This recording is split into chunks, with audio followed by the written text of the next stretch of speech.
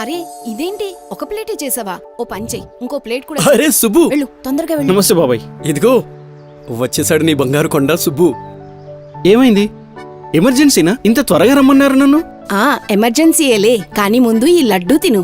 అరే తినవోయ్. సరే విను, ఈ మధ్య నాన్న స్థలాన్ని అన్నయ్య అమ్మాడు కదా, అందులో నాకు కూడా షేర్ వచ్చింది. So I'm rich now you know. Party? లేదు లేదు, పార్టీ గిటీ ఏం లేదు. నేను ఈ డబ్బు మొత్తాన్ని ఇన్వెస్ట్ చేయాలనుకుంటున్నాను.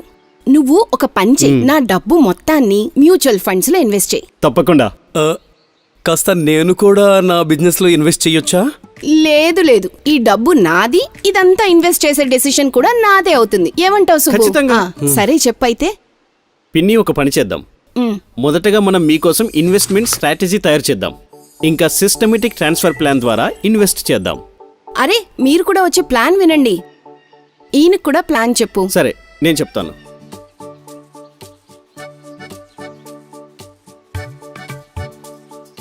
అన్నిటికంటే ముందు మీ డబ్బుల్ని డెట్ ఫండ్స్లో ఇన్వెస్ట్ చేద్దాం. తర్వాత నిదానంగా ఓవర్ టైం వీటిని ఎక్విటీ ఫండ్స్లోకి ట్రాన్స్ఫర్ చేద్దాం. అందుచేత మీ ఇన్వెస్ట్మెంట్కి లాంగ్ టర్మ్లో గ్రోత్ లభించేలా చేయవచ్చు. ఒకవేళ మనం ఒకసారి పెద్ద మొత్తాన్ని ఈక్విటీలో ఇన్వెస్ట్ చేస్తే మంచి రిటర్న్స్ వచ్చే అవకాశం ఉంది కదా. అవకాశమైతే ఉందమ్మా, కానీ మార్కెట్ హెచ్చుతగ్గుల వల్ల ఇలా కూడా కావచ్చు. మీ క్యాపిటల్ పై ప్రభావం పడుతుంది. ఓహో, మరి అరే దీనికంటే నేను నా బిజినెస్ లో ఇన్వెస్ట్ చేస్తాను. సిస్టమేటిక్ ట్రాన్స్ఫర్ ప్లాన్ ద్వారా మార్కెట్లోని హెచ్చుతగ్గులను మేనేజ్ చేయవచ్చు. అంతేకాక ఈ ట్రాన్స్ఫర్ ప్రాసెస్ ద్వారా పూర్తి మొత్తం ఈక్విటీలోకి ఇన్వెస్ట్ అయ్యేటప్పటికీ ఎంతో కొంత మీ డబ్బుకి డెట్ నుంచి గ్రోత్ వస్తూ ఉంటుంది. సో అమ్మా, your money will not be Idol, it will still be working for you.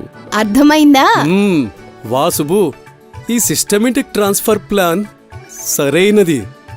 Subbu transfer plan సరైనదే, ఇది కాదు.